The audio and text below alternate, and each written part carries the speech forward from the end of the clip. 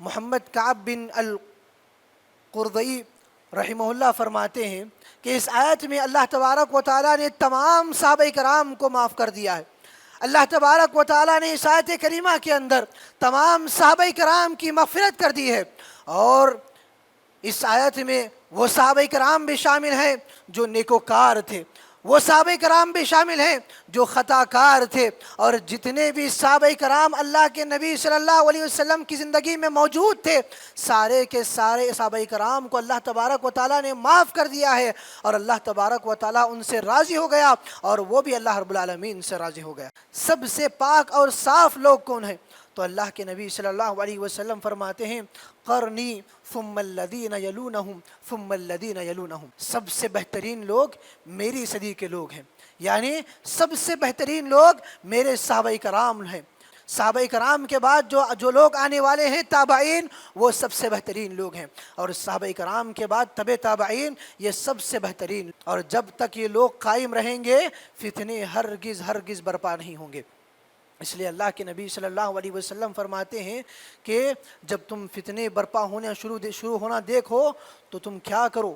اللہ کے نبی فرماتے ہیں ما انا علیہ و اصحابی، جس پر میں ہوں اور میرے صحابہ کرام ہیں اس چیز کو لازم پکڑو، اس چیز کو مضبوطی کے ساتھ تھام لو۔ جب تک تم اس چیز کو مضبوطی کے ساتھ تھامے رکھو گے اس وقت تک تم کبھی فتنے میں نہیں پڑو گے۔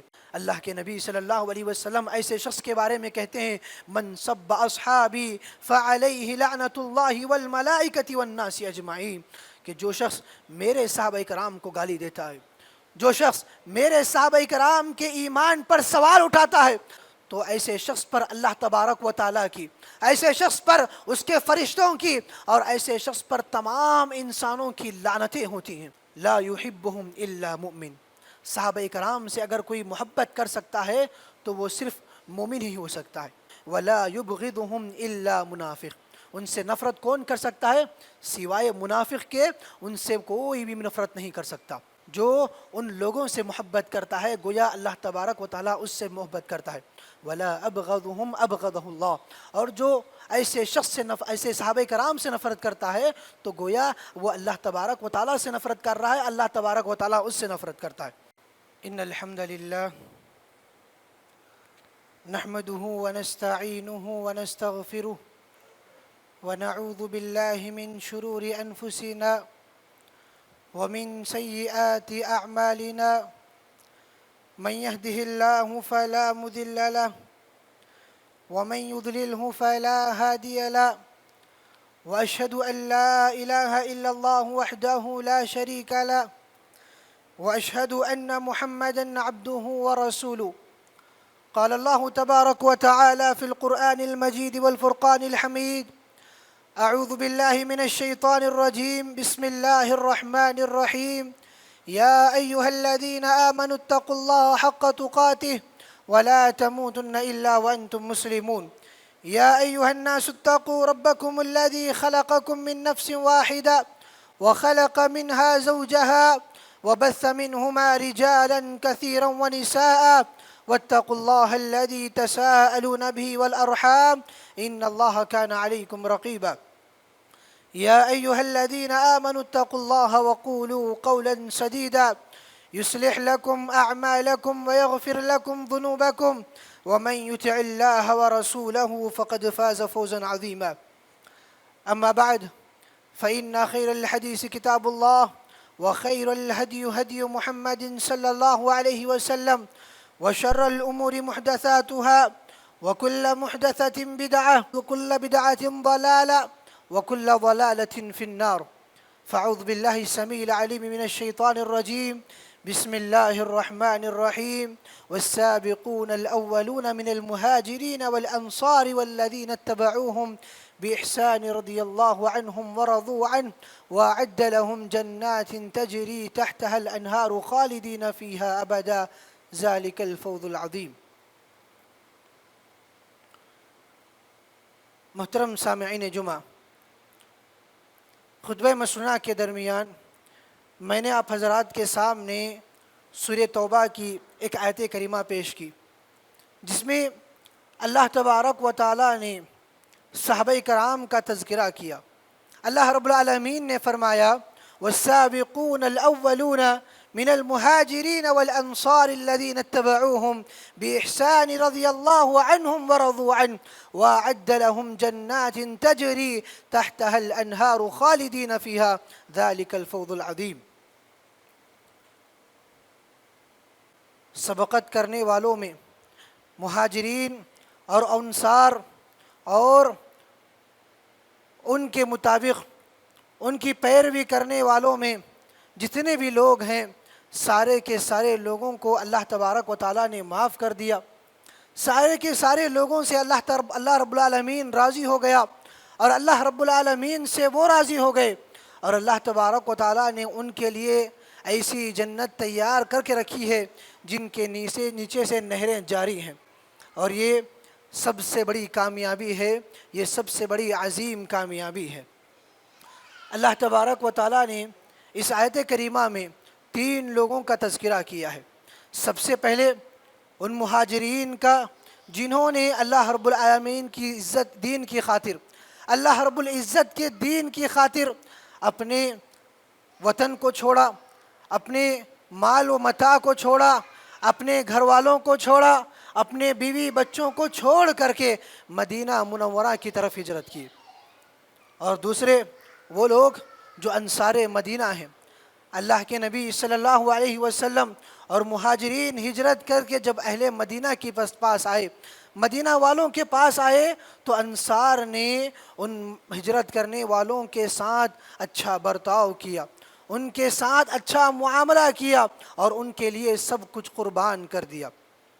اور تیسرے وہ لوگ جو صحابہ کرام کے طریقے کو اپناتے ہیں, صحابہ کرام کے نقش قدم پر چلتے ہیں, ان سے محبت کرتے ہیں, ان کی پیروی کرتے ہیں. تو ایسے لوگوں کے بارے میں اللہ تبارک و تعالیٰ فرماتا ہے کہ اللہ تبارک و تعالیٰ نے ایسے لوگوں کو معاف کر دیا, ایسے لوگوں سے اللہ تبارک و تعالیٰ راضی ہو گیا اور وہ اللہ رب العالمین سے راضی ہو گئے. اور تیسرے لوگوں میں وہ سارے لوگ شامل ہیں جو قیامت کے دن تک پیدا ہونے والے ہیں, قیامت کے دن تک جو صحابہ کرام کے نقش قدم پر چلنے والے ہیں, ان کی پیروی کرنے والے ہیں اور ان سے محبت کرنے والے, قیامت تک آنے والے لوگ اس میں شامل ہیں. اور ان سارے لوگوں سے اللہ تبارک و تعالیٰ راضی ہو چکا ہے.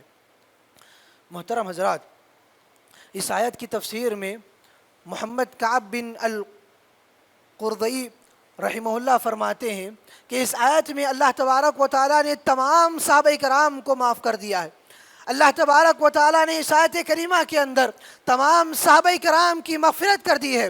اور اس آیت میں وہ صحابہ کرام بھی شامل ہیں جو نیکوکار تھے, وہ صحابہ کرام بھی شامل ہیں جو خطا کار تھے. اور جتنے بھی صحابہ کرام اللہ کے نبی صلی اللہ علیہ وسلم کی زندگی میں موجود تھے, سارے کے سارے صحابہ کرام کو اللہ تبارک و تعالیٰ نے معاف کر دیا ہے اور اللہ تبارک و تعالیٰ ان سے راضی ہو گیا اور وہ بھی اللہ رب العالمین سے راضی ہو گیا ہے. محترم دینی بھائیوں, صحابہ کرام کی جماعت وہ جماعت ہے جن کے ذریعے سے اللہ رب العالمین نے, جن کے ہاتھوں سے اللہ تبارک و تعالیٰ نے دین اسلام کو ہم تک پہنچایا. صحابہ کرام کی جماعت وہ جماعت ہے کہ جن کے ذریعے اللہ تبارک و تعالیٰ نے نبی صلی اللہ علیہ وسلم کی حفاظت کی. صحابہ کرام سے محبت اللہ کے رسول صلی اللہ علیہ وسلم سے محبت کی علامت ہے. صحابہ کرام سے محبت کرنا یہ اللہ رب العالمین سے محبت کرنے کی علامت ہے, اور صحابہ کرام سے محبت کرنا ایمان سے محبت کرنے کی علامت ہے. اور جو صحابہ کرام سے نفرت کرتا ہے, جو صحابہ کرام سے بغض رکھتا ہے, جو صحابہ کرام سے نفرت کرتا ہے, وہ شخص اللہ کے رسول صلی اللہ علیہ وسلم سے نفرت کرتا ہے. جو صحابہ کرام پر زبان درازی کرتا ہے, گویا کہ وہ اللہ رب العالمین پر زبان درازی کر رہا ہے. اور جو صحابہ کرام پر سوال اٹھاتا ہے, گویا کہ وہ ایمان کے بارے میں, اسلام کے بارے میں, دین کے بارے میں سوال اٹھا رہا ہے. محترم حضرات, صحابہ کرام کی جماعت یہ وہ جماعت ہے جس کو اللہ تبارک و تعالیٰ نے اس دنیا میں انتخاب کیا ہے. صحابہ کرام کی جماعت اس دنیا میں اللہ تبارک و تعالیٰ نے انتخاب کیا ہے, اللہ کی انتخاب کرتا جماعت ہے. حضرت عبداللہ بن مسعود رضی اللہ عنہ فرماتے ہیں کہ اللہ کے نبی صلی اللہ علیہ وسلم نے فرمایا کہ اللہ تبارک و تعالیٰ نے تمام بندوں کے تمام جتنے بھی آدم علیہ السلام سے لے کر کے قیامت کے دن تک جتنے بھی اولاد ہوں گے، جتنے بھی بندے پیدا ہوں گے، سارے لوگوں کے دلوں کو اللہ رب العالمین نے دیکھا۔ ان میں سب سے پاکیزہ دل، سب سے اچھا دل، سب سے صاف دل اللہ کے نبی صلی اللہ علیہ وسلم کے دل کو پایا۔ تو اللہ رب العالمین نے اللہ کے نبی صلی اللہ علیہ وسلم کو نبی کے لیے منتخب کر لیا، رسالت کے لیے منتخب کر لیا۔ پھر اللہ رب العالمین نے دوبارہ تمام لوگوں کے دلوں کو دیکھا، دوبارہ تمام لوگوں کے دلوں کو اللہ رب العالمین نے جانچا، تو ان تمام لوگوں کے دلوں میں صحابہ اکرام رضی اللہ عنہم اجمعین کے دل کو صاف اور شفاف پایا۔ تو اللہ تبارک و تعالیٰ نے ان صحابہ کرام کی جماعت کو کیا نبی صلی اللہ علیہ وسلم کا مددگار بنایا، نبی صلی اللہ علیہ وسلم کے ساتھی بنا دیا۔ گویا یہ صحابہ کرام اس زمین پر اللہ رب العالمین کا انتخاب ہے۔ حضرات، اللہ کے نبی صلی اللہ علیہ وسلم فرماتے ہیں النجوم امنۃ للسماء فاذا ذهبت النجوم اتى السماء بما توعد وانا امنۃ لاصحابی فاذا ذهبت اصحابی، کہ ستارے یہ آسمان کے لیے زینت ہیں۔ ستارے کیا ہے؟ آسمان کے لیے امان ہیں۔ جب ستارے جھڑ جائیں گے تو آسمان بھی گر جائے گا۔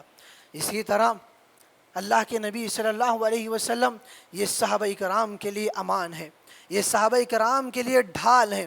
جب اللہ کے نبی صلی اللہ علیہ وسلم کی وفات ہو جائے گی تو صحابہ کرام پر فتنے پڑ جائیں گے، صحابہ کرام کو آزمائشیں آ جائے گی، اور صحابہ کرام یہ امت محمدیہ کے لیے ستاروں کی مانند ہے، یہ امت محمدیہ کے لیے ڈھال کی مانند ہے۔ جب تک صحابہ کرام اس دنیا میں رہیں گے اس وقت تک فتنے برپا نہیں ہوں گے، اس وقت تک کوئی بھی آزمائش نہیں آئے گی۔ لیکن جب صحابہ کرام اس دنیا سے چلے جائیں گے تو اس امت میں فتنے برپا ہوں گے، اس امت میں اللہ تبارک و تعالیٰ آزمائشوں کو ڈالے گا، اس امت میں بدعتیں قائم ہوں گی، اس امت میں اختلاف قائم ہوں گی۔ حضرات، اگر ہم اللہ کے نبی صلی اللہ علیہ وسلم کی اس پیشن گوئی پر اگر غور کریں تو یہ پیشن گوئی بالکل صحیح نظر آتی ہے۔ جب تک اللہ کے نبی صلی اللہ علیہ وسلم زندہ رہے تب تک صحابہ کرام پر کوئی انگلیاں نہیں اٹھانے والا تھا، صحابہ کرام پر کوئی بھی زبان درازی کرنے والا نہیں تھا۔ لیکن جب اللہ کے نبی صلی اللہ علیہ وسلم کی وفات ہو گئی تو صحابہ کرام پر انگلیاں اٹھانے والے قائم ہو گئے، صحابہ کرام پر آزمائشیں آ گئیں، صحابہ کرام پر فتنے برپا ہو گئے۔ لیکن صحابہ کرام نے ان فتنوں کو مقابلہ کیا، صحابہ کرام نے ان فتنوں کا سامنا کیا، اور جب تک صحابہ کرام اس دنیا میں رہے اس وقت تک یہ امت میں کبھی اختلاف نہیں آیا، اس امت میں کبھی فتنہ نہیں ہوا۔ جب بھی کوئی فتنہ صحابہ کرام کے زمانے میں اٹھتا تو صحابہ کرام فوراً اس فتنے کو دبا دیتے۔ لیکن جیسے ہی صحابہ کرام اس دنیا سے چلے گئے، صحابہ کرام اس دنیا سے ختم ہو گئے تو اس امت میں فتنے برپا شروع ہو گئے، اس امت میں انتشار شروع ہو گیا، اس امت میں اختلافات شروع ہو گئے، اور اس امت میں کئی ساری بدعتیں قائم ہو گئی۔ حضرات، اللہ کے نبی صلی اللہ علیہ وسلم سے سوال کیا گیا کہ اللہ کے نبی صلی اللہ علیہ وسلم سب سے بہترین لوگ کون ہیں، سب سے پاک اور صاف لوگ کون ہیں؟ تو اللہ کے نبی صلی اللہ علیہ وسلم فرماتے ہیں قرنی ثم الذین یلونہم ثم الذین یلونہم، سب سے بہترین لوگ میری صدی کے لوگ ہیں، یعنی سب سے بہترین لوگ میرے صحابہ کرام ہیں، ان کے بعد وہ لوگ ہیں جو ان کے بعد آنے والے ہیں، صحابہ کرام کے بعد جو لوگ آنے والے ہیں تابعین، وہ سب سے بہترین لوگ ہیں، اور صحابہ کرام کے بعد تبع تابعین، یہ سب سے بہترین لوگ ہیں۔ اور جب تک یہ لوگ قائم رہیں گے فتنے ہرگز برپا نہیں ہوں گے۔ اس لیے اللہ کے نبی صلی اللہ علیہ وسلم فرماتے ہیں کہ جب تم فتنے برپا ہونا شروع ہونا دیکھو تو تم کیا کرو؟ اللہ کے نبی فرماتے ہیں ما انا علیہ و اصحابی، جس پر میں ہوں اور میرے صحابہ کرام ہیں اس چیز کو لازم پکڑو، اس چیز کو مضبوطی کے ساتھ تھام لو. جب تک تم اس چیز کو مضبوطی کے ساتھ تھامے رکھو گے اس وقت تک تم کبھی فتنے میں نہیں پڑو گے. لیکن جیسے ہی تم نے مجھے اور میرے صحابہ کرام کے خلاف چلے گئے، میرے اور میرے صحابہ کرام کے دین کو چھوڑ دیا، تب تم فتنے میں برپا شروع ہو جاؤ گے، تمہارے درمیان فتنے برپا ہونا شروع ہو جائے گی. حضرات، صحابہ کرام کی قربانیاں دین اسلام کی خاطر بہت ساری ہیں. صحابہ کرام اس دین کے لیے کئی طرح کی قربانیاں دی. کبھی اپنی جان کی قربانیوں کو پیش کیا، تو کبھی اپنی مال و متاع کی قربانیوں کو پیش کیا، کبھی اپنے گھر والوں کی قربانیوں کو پیش کیا، تو کبھی اپنے باپ داداؤں کی قربانیوں کو پیش کیا. ایک مرتبہ اللہ کے نبی صلی اللہ علیہ وسلم کے پاس ایک شخص آتا ہے اور کہتا ہے، اللہ کے نبی صلی اللہ علیہ وسلم، میں بھوکا ہوں، مجھے بھوک لگ رہی ہے، میں بھوک اور پیاس کو برداشت نہیں کر سک رہا ہوں. تو اللہ کے نبی صلی اللہ علیہ وسلم اپنے ازواج مطہرہ کے پاس یہ اعلان بھیجتے ہیں، یہ حکم بھیجتے ہیں کہ اگر گھر میں کھانے کی کوئی چیز ہے تو فوراً بھیج دیں، فوراً کسی شخص کے ہاتھوں اس کھانے کو بھیج دیں. جب معلوم کیا گیا، صحابہ کرام ازواج مطہرہ کے پاس جا کر کے ان کے گھر میں سامان کو دیکھا گیا تو صرف پانی کے علاوہ کوئی چیز موجود نہیں تھی. اللہ کے نبی صلی اللہ علیہ وسلم کو معلوم ہوتا ہے کہ ازواج مطہرات کے گھر میں صرف پینے کے لیے پانی موجود ہے. پھر اللہ کے نبی صلی اللہ علیہ وسلم اپنے صحابہ کرام کے درمیان اعلان کرتے ہیں کہ کون ہے جو میرے مہمان کی مہمان نوازی کرے گا، کون شخص ہے جو اس بھوکے کو کھلائے گا، ایسے شخص پر اللہ تبارک و تعالی رحم کرے گا. اسی وقت حضرت ابو طلحہ رضی اللہ عنہ اٹھتے ہیں اور کہتے ہیں، اے اللہ کے نبی صلی اللہ علیہ وسلم، آپ کے مہمان کی مہمان نوازی میں کروں گا، آپ کے اس مہمان کو آج میرے گھر میں کھانے کے لیے دعوت رکھوں گا. حضرت ابو طلحہ رضی اللہ عنہ وہ مہمان کو لے کر کے اپنے گھر جاتے ہیں، اور اپنے مہمان کے گھر لے کر جاتے ہیں اور اپنی بیوی سے کہتے ہیں، اکرمی ضیف رسول اللہ صلی اللہ علیہ وسلم. ذرا دیکھو، اللہ کے نبی صلی اللہ علیہ وسلم کا مہمان آیا ہے، اللہ کے نبی صلی اللہ علیہ وسلم کا مہمان آیا ہے، گھر میں جو چیز رکھی ہوئی ہے سارا کا سارا نکال کر کے اس مہمان کے سامنے رکھ دو. حضرت ابو طلحہ کی بیوی ام سلمہ رضی اللہ عنہ باہر نکلتی ہیں اور کہتی ہیں، صرف بچوں کے کھانے کے لیے ہی کھانا باقی رکھا ہوا ہے، اس کے علاوہ کوئی کھانا گھر میں موجود نہیں ہے. تو حضرت ابو طلحہ رضی اللہ عنہ کہتے ہیں، جب بچے کھانے کے لیے مانگے، جب بچے کھانا مانگے تو تم انہیں سلا دینا. جب بچے کھانے کے لیے کھانا مانگے تو تم کیا کرنا؟ انہیں سلا دینا. اور جب مہمان دسترخوان پر بیٹھے تو جو کچھ کھانا بچا ہوا ہے اس کو مہمان کے سامنے رکھ دینا. اور جب میں اور مہمان ساتھ میں کھانے کے لیے بیٹھے تو تم کیا کرنا؟ جو چراغ ہے اس کو بجھا دینا، جس کے ذریعے معلوم ہو کہ مہمان بھی کھا رہا ہے، میں بھی کھا رہا ہوں، مہمان کو یہ علم ہو کہ میں بھی کھا رہا ہوں، جو میرا میزبان ہے وہ بھی کھا رہا ہے. حالانکہ صرف کھانا کتنا ہے؟ مہمان جتنا کھا سکے اتنا ہی کھانا بچا ہوا ہے. حضرت ام سلمہ رضی اللہ عنہ کیا کرتی ہیں؟ وہ چراغ کو جب مہمان اور میزبان دونوں بیٹھتے ہیں، حضرت ابو طلحہ رضی اللہ عنہ دسترخوان پر بیٹھتے ہیں اور ساتھ میں اپنے مہمان کو بھی بٹھاتے ہیں، تو ام سلمہ رضی اللہ عنہ فوراً اپنے اس چراغ کو بجھا دیتے ہیں، جس کی وجہ سے کیا ہوتا ہے؟ اندھیرا ہو جاتا ہے. حضرت ابو طلحہ رضی اللہ عنہ کھانے کی ایکٹنگ کرتے ہیں اور مہمان اچھی طرح سے کھاتا ہے. جب یہ واقعہ پورا مکمل ہو جاتا ہے اور دوسرے دن صبح میں اللہ کے نبی صلی اللہ علیہ وسلم کے پاس حضرت ابو طلحہ رضی اللہ عنہ آتے ہیں، تو اللہ کے نبی صلی اللہ علیہ وسلم کہتے ہیں کہ اللہ تبارک و تعالیٰ ایک مرد اور ایک عورت کی خدمت سے اللہ تبارک و تعالیٰ خوش ہوا ہے، اللہ تبارک و تعالیٰ تمہاری اس خدمت سے ہنس رہا ہے. گویا اللہ رب العالمین کو ان کی یہ خدمت، اللہ تبارک و تعالیٰ کو یہ ان کی خدمت بڑی پسند آئی. اپنے آپ کو بھوک اور پیاس کو برداشت کر کے مہمان کو کھلایا. یہ صحابہ کرام کی قربانیاں تھیں، یہ صحابہ کرام کی قربانیاں تھیں میرے بھائیوں. یہ صحابہ کرام، ان سے محبت صرف انسان ہی نہیں بلکہ ان سے محبت پتھر اور درخت بھی کرتے ہیں. ایک مرتبہ اللہ کے نبی صلی اللہ علیہ وسلم احد پہاڑ پر کھڑے ہوتے ہیں جیسے ہی اللہ کے نبی صلی اللہ علیہ وسلم اپنے 3 ساتھیوں کے ساتھ حضرت ابو بکر صدیق رضی اللہ عنہ، حضرت عمر بن خطاب رضی اللہ عنہ اور حضرت عثمان بن عفان رضی اللہ عنہ کے ساتھ احد پہاڑ پر کھڑے ہوتے ہیں تو احد پہاڑ خوشی سے لرز جاتا ہے، خوشی سے ہلنے لگتا ہے۔ تو اللہ کے نبی صلی اللہ علیہ وسلم احد پہاڑ سے مخاطب ہو کر کے کہتے ہیں ذرا سمجھ جا، تیرے اوپر ایک نبی کھڑا ہوا ہے، تیرے اوپر ایک نبی اور اس کے 3 صحابی کھڑے ہوئے ہیں۔ یہ صحابہ کرام کی عظمت ہے میرے بھائیوں، یہ صحابہ کرام سے محبت کی دلیل ہے کہ صحابہ کرام سے انسان تو کیا، پتھر اور درخت بھی محبت کیا کرتے تھے۔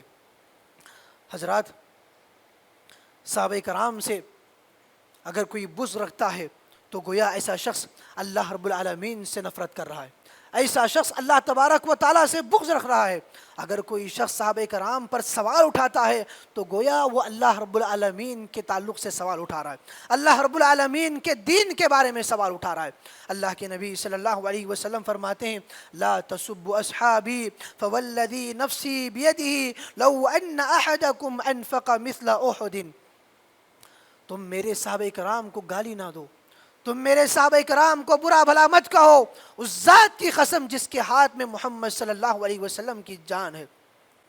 اگر تم میں سے کوئی شخص ایک احد پہاڑ کے برابر بھی سونا خرچ کرے تو وہ میرے صحابہ کرام کے 1 مد یا آدھے مد کا مقابلہ نہیں کر سکتا۔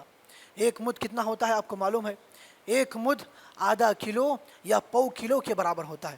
اگر کوئی شخص احد پہاڑ کے برابر اللہ تبارک و تعالیٰ کے راستے میں سونا خرچ کرتا ہے تو وہ صحابہ کرام کے 1 مد یا آدھے مد کے برابر بھی نہیں پہنچ سکتا۔ تو گویا اللہ تبارک و تعالیٰ بھی صحابہ کرام کی قربانیوں کی تعریف کر رہا ہے۔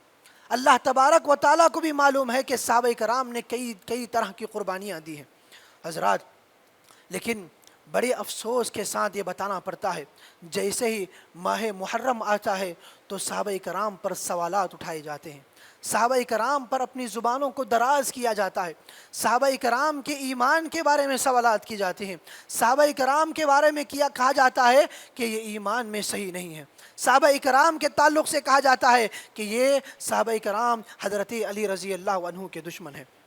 حضرات، اللہ کے نبی صلی اللہ علیہ وسلم ایسے شخص کے بارے میں کہتے ہیں من سب اصحابی فعلیہ لعنت اللہ والملائکۃ والناس اجمعین، کہ جو شخص میرے صحابہ کرام کو گالی دیتا ہے، جو شخص میرے صحابہ کرام کے ایمان پر سوال اٹھاتا ہے، اگر کوئی شخص میرے صحابہ کرام کے تعلق سے سوال کرتا ہے تو ایسے شخص پر اللہ تبارک و تعالیٰ کی، ایسے شخص پر اس کے فرشتوں کی اور ایسے شخص پر تمام انسانوں کی لعنتیں ہوتی ہیں۔ گویا صحابہ کرام کو گالی دینا یہ اللہ تبارک و تعالیٰ کی لعنت کا مستحق بننے کا سبب ہے۔ صحابہ کرام پر زبان درازی کرنا فرشتوں کے لعنت کے مستحق ہونے کا اجر ہے۔ اس لیے میرے بھائیوں، صحابہ کرام سے ہم محبت کریں، صحابہ کرام سے محبت کرنا ہم پر واجب ہے۔ اہل سنت والجماعت کا یہ عقیدہ ہے کہ ہم صحابہ کرام سے محبت کرتے ہیں، ان کے لیے دعائیں کرتے ہیں، ان کی مغفرت کے لیے ہم دعائیں کرتے ہیں، اس لیے کہ انہوں نے جتنی قربانیاں دی، انہوں نے دین کو جس قدر پہنچایا وہ ایک قابل تعریف ہے، ایک قابل تعریف ہے جو انہوں نے اس دین کو ہم تک پہنچایا۔ اور اللہ کے نبی صلی اللہ علیہ وسلم فرماتے ہیں لا يحبهم الا مؤمن، صحابہ کرام سے اگر کوئی محبت کر سکتا ہے تو وہ صرف مومن ہی ہو سکتا ہے۔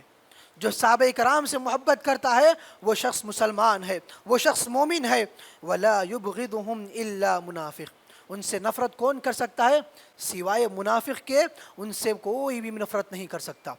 اور اللہ کے نبی صلی اللہ علیہ وسلم فرماتے ہیں من احبهم اللہ، جو ان لوگوں سے محبت کرتا ہے گویا اللہ تبارک و تعالیٰ اس سے محبت کرتا ہے۔ ولا ابغضهم ابغضه اللہ، اور جو ایسے شخص سے ایسے صحابہ کرام سے نفرت کرتا ہے تو گویا وہ اللہ تبارک و تعالیٰ سے نفرت کر رہا ہے، اللہ تبارک و تعالیٰ اس سے نفرت کرتا ہے۔ محترم دینی بھائیوں، صحابہ کرام سے محبت کرنا یہ ہمارے ایمان کی علامت ہے۔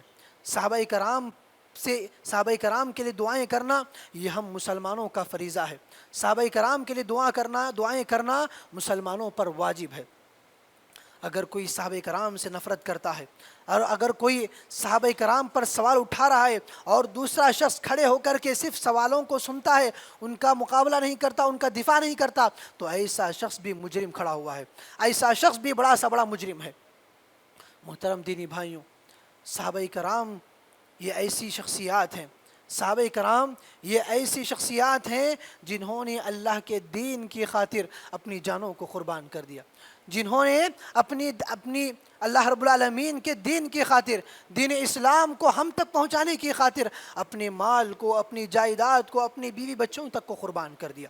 اس لیے ہم پر ضروری ہے کہ ہم آنے والی نسلوں کو، ہم آنے والے جتنے بھی لوگ ہیں، سارے کے سارے لوگوں کو صحابہ کرام کے تعلق سے پڑھایا کریں۔ حضرت امام مالک رحمہ اللہ فرماتے ہیں کہ سلف صالحین جس طرح قرآن کو پڑھایا کرتے تھے، جس طرح اپنے بچوں کو قرآن کی تعلیم دیتے تھے، انہیں سورہ فاتحہ سکھایا کرتے تھے، انہیں جس طرح سورہ اخلاص پڑھایا کرتے تھے، تو اسی طرح سلف صالحین اپنے بچوں کو یہ بھی سکھاتے تھے کہ دیکھو بیٹا، یہ حضرت عمر بن خطاب رضی اللہ عنہ ہے، یہ حضرت ابوبکر صدیق رضی اللہ عنہ ہے، ان سے محبت کرنا تم پر واجب ہے، ان کی عزت کرنا تم پر واجب ہے، ان کے تعلق سے دعائیں کرنا، ان کے لیے مغفرت کی دعائیں کرنا تم پر واجب ہے۔ یہ ہمارے سلف صالحین اپنے بچوں کو سکھایا کرتے تھے۔ لہذا ہم بھی، ہمارے اوپر بھی ضروری ہے کہ ہم کیا کریں؟ حضرت صحابہ کرام کا دفاع کریں۔ ہم حضرت صحابہ کرام کے تعلق سے جو بھی بد زبانی کرتا ہے اس کا دفاع کریں، اس کا مقابلہ کریں، اس کو بتائیں کہ صحابہ کرام کیا جماعت تھی۔ صحابہ کرام یہ ایسی جماعت تھی جو دین اسلام کو ہم تک پہنچائی ہے۔ لہذا ہم پر ضروری ہے کہ ہم صحابہ کرام کی عزت کریں۔ ان پر جو بھی سوالات اٹھتے ہیں ان کا مقابلہ کرنا یہ ہر مسلمان پر فریضہ ہے، ہر مسلمان پر واجب ہے۔ لہذا میرے اس خطبے کا خلاصہ یہی ہے کہ اب جو مہینہ شروع ہونے والا ہے وہ ماہ محرم کا مہینہ ہے، اور اس مہینے میں صحابہ کرام پر زبان درازیاں کی جاتی ہیں، صحابہ کرام پر سوالات اٹھائے جاتے ہیں، صحابہ کرام کو گالیاں دی جاتی ہیں۔ میرے بھائیوں، جو شخص بھی کھڑے ہو کر کے صرف سنتا ہے تو گویا ایسا شخص بھی صحابہ کرام پر زبان درازی کر رہا ہے۔ لہذا ہم پر ضروری ہے، ہم تک صحابہ کرام نے دین اسلام کو جو پہنچایا اس کے لیے ہم بھی صحابہ کرام کا دفاع کریں۔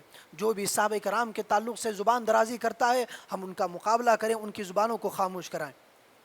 انہی باتوں پر میں اپنی بات کو ختم کرتے ہوئے آخر میں اللہ رب العالمین سے دعا کرتا ہوں کہ اللہ تبارک و تعالی ہم تمام کو صحابہ کرام کی عزت کرنے والا بنائے، ہم تمام کو صحابہ کرام سے محبت کرنے والا بنائے، اور جو بھی صحابہ کرام کی خطائیں ہوئی تھیں اللہ تبارک و تعالی ان خطاؤں کو معاف کر کے اللہ تبارک و تعالی انہیں جنت الفردوس میں اعلیٰ مقام عطا فرمائے۔ آمین۔ وما علینا الا البلاغ المبین۔ اقول هذا استغفر الله لي ولكم في القرآن العظيم ونفعنا وإياكم بالآيات والذكر الحكيم إنه تعالى جواب كريم مليك بر رحيم ورب رحيم۔